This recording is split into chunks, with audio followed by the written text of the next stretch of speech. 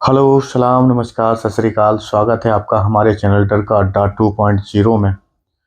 दोस्तों, आज हम आपको बताने वाले हैं कि एक शादीशुदा लड़के ने कैसे एक लड़की से प्यार का झूठा नाटक किया और फिर उसकी जान ले ली और फिर उस लड़की की आत्मा महीनों भटकती रही। तो चलिए शुरू करते हैं। ये कहानी जो मैं आज आपको बताने वाला हूँ, ये कहानी शेयर की है मुझे सचिन ने। सचिन ने बताया कि 2018 में जब ये एसएससी की कोचिंग करने कानपुर गए, तो ये और इनके एक फ्रेंड थे रवि। दोनों लोगों ने वहाँ कानपुर में एक क्लासेस में ज्वाइन किया और वहीं क्लासेस के पास में एक घर ले लिया था रेंट पे रहने के लिए। उस घर का बता दूं, सचिन ने बताया कि वो घर 2 फ्लोर का था। नीचे ऑलरेडी स्टूडेंट रहते थे नीचे के फ्लोर में। ऊपर वाला पूरा फ्लोर इन्होंने ले लिया था जिसमें 2 कमरे थे और ये दोनों कमरों में एक में सचिन और एक में रवि रहते थे। उस घर के ऊपर की जो छत थी वो खुली हुई थी, कॉमन थी सभी के लिए। तो सचिन ने बताया कि जो इनके घर के सामने वाला एक घर है, वो घर हमेशा लॉक रहता है। उस घर में कोई नहीं रहता, लेकिन कभी हफ्ता 10 दिन 15 दिन में कोई एक पर्सन आता है और थोड़ी बहुत देर रुक के वो वहाँ से चला जाता है। उस घर में कोई नहीं रहता। लेकिन कई बार जब सचिन ने देखा कि वो अपनी छत पे गया रात में हवा लेने, ऐसे ही टहलने, तो उस घर की छत पे उसे एक काला साया नजर आता है और वो साया हमेशा केवल वहाँ पे टहलता रहता है उसकी छत पे। और ये चीज़ जब उसने कई रोज तक रेगुलर देखी, तो उसने ये चीज़ अपने फ्रेंड मतलब रूममेट रवि को बताया कि रवि यार, ऐसे ऐसे छत पे मैं गया था और सामने वाली छत पे मतलब एक साया सा नज़र आ रहा है। रोशनी ना होने की वजह से समझ ही नहीं आता कि वो कौन है, और जबकि इस घर में कोई रहता भी नहीं है, तो ये कौन टहलता है इसकी छत पे। तो ये चीज़ रवि ने भी बताया कि यार भाई, मैंने भी कई बार ये नोट किया है, मुझे भी दिखता है और ये चीज़ अमूमन रेगुलर ही दिखती है। अब जो सचिन था, सचिन भूत प्रेत को नहीं मानता था, वो केवल भगवान में विश्वास करता था, लेकिन कभी भूत प्रेत को मानता ही नहीं था और रेगुलर पूजा पाठ किया करता था। तो एक रोज, अगली रोज रात में सचिन छत पे गया और छत पे जाके उसने हिम्मत की कि वो जो सामने साया खड़ा है उसे आवाज़ दे। तो उसने बोला, हेलो, आप कौन हो? बड़ी जोर से उसने कई बार इस प्रकार की आवाज़ें दी। जब कई बार उसने आवाज़ दी, तो उसने देखा कि जो दूसरी वाली छत पे जो साया चल रहा था, वो साया अब चलते चलते रुक गया एक जगह, लेकिन उसने कोई भी वहाँ से रिप्लाई नहीं किया। तो सचिन काफ़ी देर तक वो इंतज़ार करता रहा, आवाज़ें देता रहा कि शायद उधर से कोई आवाज़ आए, क्योंकि वो रुक गई थी तो समझ तो आया था कि इस लड़की को ये चीज़ सुनाई दे रही है, मतलब इस साये को ये चीज़ सुनाई दे रही है। लेकिन बहुत देर होने के बाद जब उसने कोई जवाब नहीं दिया, तो उसने सोचा कि चलो ठीक है, छोड़ो, दोबारा कभी बात करूंगा, शायद अभी उसका बात करने का मन ना हो। सचिन जैसे ही पलटता है, पलट के जैसे ही सामने देखता है, तो उसके सामने एक लड़की खड़ी होती है जिसके बाल बहुत ज़्यादा खुले हुए हैं। देख के सचिन बिल्कुल डर जाता है और उसे समझ नहीं आता कि ये लड़की अचानक से कहाँ आ गई। तो हिम्मत जुटा के डरते डरते वो बोलता है कि आप कौन हो? तो वो लड़की बोलती है, अभी आपने ही तो आवाज़ दिया। तो इसके बाद सचिन पूछता है कि ये घर तो जो है वो बंद रहता है, तो आप इस घर में मतलब कहाँ से आ गई? तब उसने अपनी सारी चीज़ें बताने की कोशिश की। उसने बताया कि आज तुम पहले इंसान हो जिसने मुझसे बात करने की कोशिश की है। अन्यथा तो जो भी पर्सन मुझे देखता है वो डर के भाग ही जाता है, कोई भी मुझसे बात नहीं करता। और मैं कई महीनों से यहाँ पे रह रही हूँ। तो सचिन पूछता है कि क्या हुआ, मतलब आप यहाँ पे क्यों रह रही हो? तो वो जो लड़की है वो बताती है कि मेरा नाम निशा है और मैं यहाँ पे पढ़ने के लिए आई हुई थी।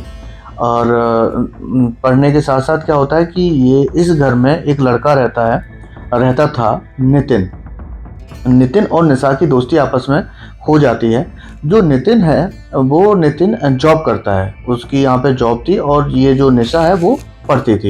इन दोनों की आपस में दोस्ती हो जाती है और एक दिन नितिन ने निशा को अपने घर पे बुलाया और घर पे बुला के दोनों लोग बहुत अच्छा टाइम स्पेंड करते हैं, साथ में बहुत सारी बातें करते हैं।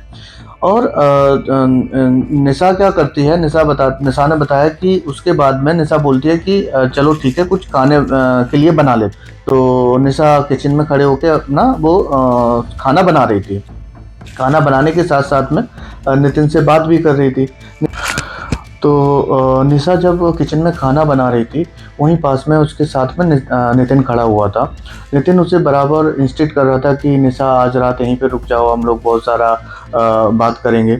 लेकिन जो निशा थी, वो निशा वहाँ पे नहीं रुकना चाह रही थी। वो बार बार नितिन को मना कर रही थी कि नहीं, मैं अपने घर पे जाऊँगी। और इसी प्रकार से इनकी आपस में बहुत देर तक बातचीत होती रही। जो नितिन था वो रोकने की जिद कर रहा था और निशा जाने की। लेकिन तभी क्या होता है कि जो नितिन का घर है, घर के बाहर डोर पे नॉक होती है। और जैसे ही नॉक होती है, नितिन और निशा दोनों लोग डर जाते हैं, सोचते हैं कि कौन आ गया। तो नितिन जल्दबाजी में क्या करता है, निशा से बोलता है कि आप अंदर छिप जाओ, मैं देखता हूँ कौन है। तो नितिन निशा को अंदर बेडरूम में लेके जाता है और बेडरूम में बनी एक वार्डरोब में निशा को छिपा देता है और उसको लॉक करके उसकी चाबी अपनी जेब में रख लेता है। और इसके बाद क्या होता है कि जब नितिन जो है अपने डोर पे आता है, तो डोर पे देखता है कि उसके फैमिली वाले जो लोग हैं वो आए हुए थे। लाइक उसकी वाइफ थी, उसका एक छोटा बेबी है वो आया हुआ था, उसके बड़े भाई और उसके मम्मी पापा। ये सारे लोग जब अंदर आए, तो निशा ने बताया कि उसे तो पता ही नहीं था कि जो नितिन है वो शादीशुदा है। जब वो लोग निशा उन लोगों की बात सुन रही थी, तब उसे पता चल रहा कि जो नितिन है वो शादीशुदा है और यहाँ पे उसकी वाइफ आई हुई है, उसके बड़े भाई, जो केवल इस वजह से आए थे क्योंकि इनके गांव में भी इस बात की खबर चल गई थी कि नितिन का किसी लड़की के साथ अफेयर चल रहा है। जब उन्होंने इस चीज़ को नितिन के सामने रखा, तो नितिन ने सीधा सीधा मना कर दिया कि नहीं, मेरा किसी से अफेयर नहीं चल रहा है और ये सारी चीज़ें झूठ हैं। और जो उसकी वाइफ थी, वो वाइफ बड़े ही रिच फैमिली से थी। जो ये फ्लैट, जिस फ्लैट में नितिन रह रहा है, वो फ्लैट भी वाइफ के घर वालों ने ही इसको दिया था। और साथ में गाड़ी और एक दो और भी प्रॉपर्टी थी जो वाइफ के घर वालों ने नितिन को दी थी। तो इस वजह से नितिन नहीं चाहता था कि वाइफ को किसी प्रकार से उसके किसी अफेयर के बारे में पता चले और बाद में इसकी और वाइफ की चीज़ें खराब हों, क्योंकि नितिन इन सारी चीज़ों को नहीं जाने देना चाह रहा था।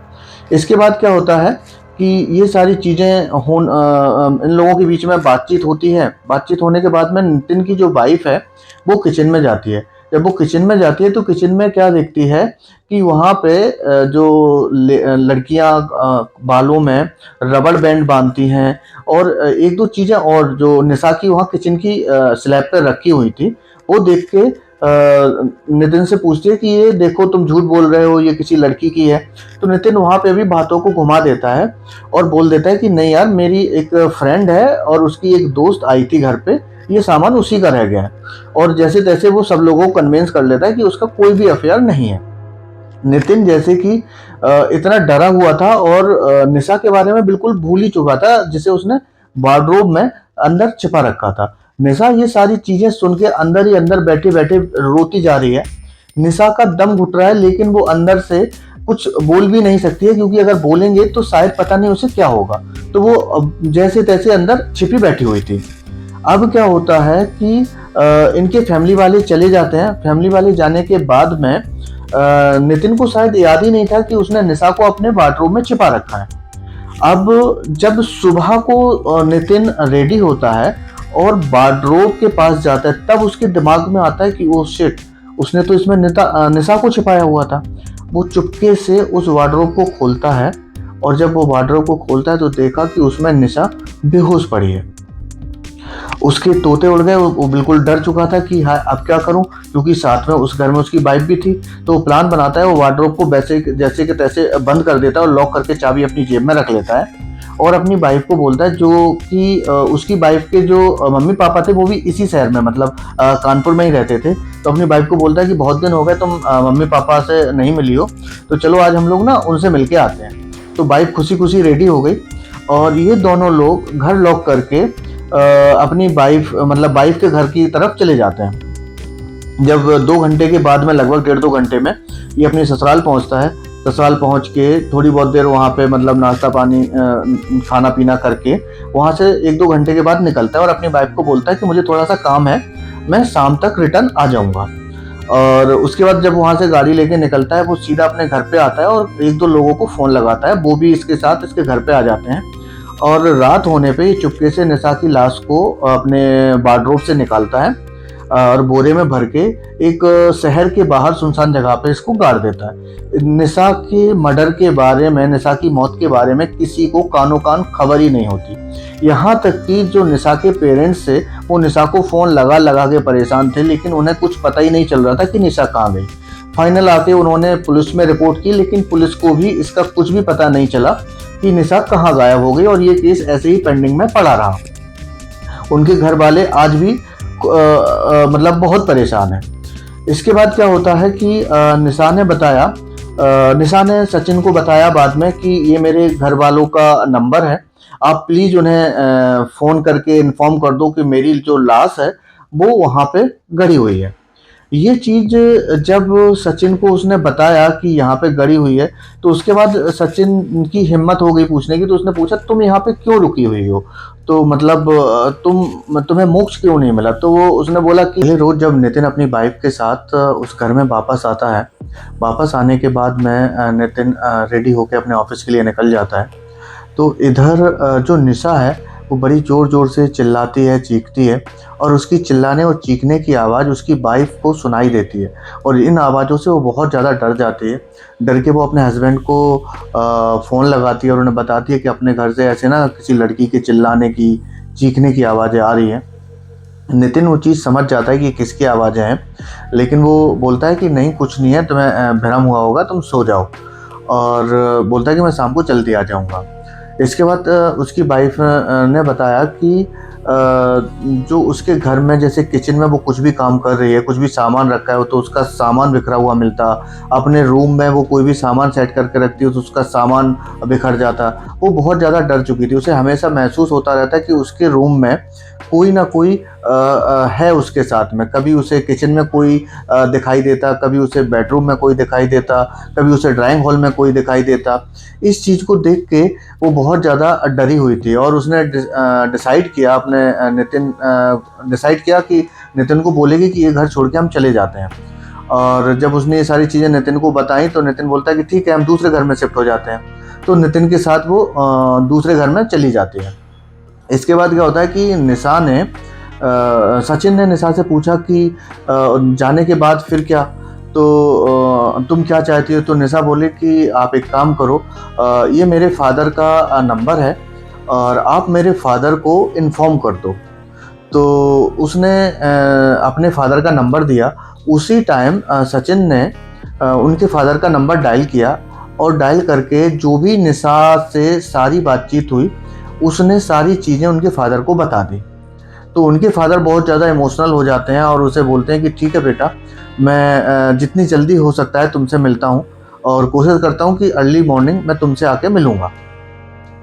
और इसके बाद क्या होता है कि सचिन पूछता है निशा से कि अब तुम क्या चाहती हो, मतलब अब आगे कैसे होगा, तुम यहाँ कब तक रुकोगी? तो वो बोलती है कि मैं जो है ना नितिन को साथ लेकर जाऊँगी, और उसके बाद ही मैं यहाँ से जाऊँगी। ये चीज़ जब वो बोलते हैं, इसके बाद जो सचिन ने बताया, इसके बाद जो निशा है वो गायब हो जाती है। सुबह जब निशा के फादर आते हैं सचिन के पास, तो सचिन और सचिन का फ्रेंड रवि और जो फादर थे वो, और उनके 1-2 और फ्रेंड, फादर के जो रिलेटिव थे, घर वाले थे, वो साथ में आते हैं। और जो भी सारी चीज़ें हुई निशा के साथ में सचिन की, वो सारी चीज़ें वो उनके फादर को बता देते हैं। फादर क्या करते हैं, फादर ये सारी चीज़ों को लेके, मतलब वो पुलिस स्टेशन जाते हैं, जो उन्होंने पहले ही गुमशुदगी की, जो निशा की गुमशुदगी की रिपोर्ट करा रखी थी, उसके लिए जाते हैं, और उन्हें सारी चीज़ें बताते हैं कि उनकी बेटी के साथ क्या हुआ। लेकिन पुलिस वाले इस बात पे विश्वास नहीं करते। लेकिन जब विश्वास नहीं करते तो फादर क्या करते हैं, फादर खुद ही वहाँ पे उस प्लेस पे जाते हैं जो सचिन ने बताया था, और उस प्लेस को जब खोदते हैं तो वहाँ पे उनकी लाश, मतलब जो निशा की लाश थी, वो लाश मिल जाती है। लाश मिलने के बाद में वो उसको, पुलिस वाले को बुलाते हैं और सारी चीज़ें बताते हैं। तो क्या होता है, इधर जो नितिन है, नितिन की जो फैमिली है, वो पॉलिटिकल वेरी साउंड थे, मतलब बहुत अच्छे थे। पॉलिटिकल कनेक्शन उनके बहुत अच्छे थे। तो इस वजह से पुलिस नितिन के ऊपर कुछ नहीं कर पाती है, मतलब नितिन को कोई सज़ा वगैरह नहीं होती है। वो उसके खिलाफ कोई भी ठोस सबूत नहीं था, क्योंकि ये भूत की कहानियाँ या ये सारी चीज़ें कोर्ट में मान नहीं होती, तो उस वजह से कुछ हुआ नहीं। अब क्या होता है कि उनके फादर ने अपनी जो बेटी है निशा, उसकी लाश को लिया और उसका प्रॉपर संस्कार कर दिया। संस्कार होने के बाद भी क्या होता है, जो ये सचिन है, सचिन कोशिश करता है कि कैसे भी करके वो नितिन से बात करे, लेकिन काफ़ी दिन से वो नितिन को वहाँ पे देख ही नहीं रहा था। जो पहले हफ्ते 15 दिन में आता था वहाँ पे घर पे, लेकिन अब नहीं आ रहा था। काफ़ी दिन के बाद उसने देखा कि कुछ और लोग उस घर पे आए, तो सचिन ने पूछा कि भैया वो नितिन भैया से मिलना है, उनसे बात करनी है, वो कहाँ है, एक बार उनका नंबर मिलेगा। तो उन्होंने बताया कि नितिन का लास्ट 20 दिन पहले एक्सीडेंट हो गया और उस एक्सीडेंट में नितिन की मौत हो गई। तो ये चीज़ सुन के सचिन समझ गया था कि ये जो एक्सीडेंट हुआ है ये 100% निशा की वजह से ही हुआ है, और तभी वो 20 दिन के अराउंड से निशा उसे उस छत पे नज़र नहीं आ रही। तो दोस्तों, ये थी एक ऐसी मोहब्बत जिसमें एक लड़के ने एक लड़की को धोखा दिया, लेकिन लड़की ने अपनी मोहब्बत पूरी की और उसे साथ लेके गई। तो दोस्तों, इस प्रकार की और भी हॉरर, डरावनी और सच्ची कहानियाँ सुनने के लिए हमारे चैनल से जुड़े रहिए और हमें सब्सक्राइब करिए, लाइक करिए, कमेंट करिए। धन्यवाद।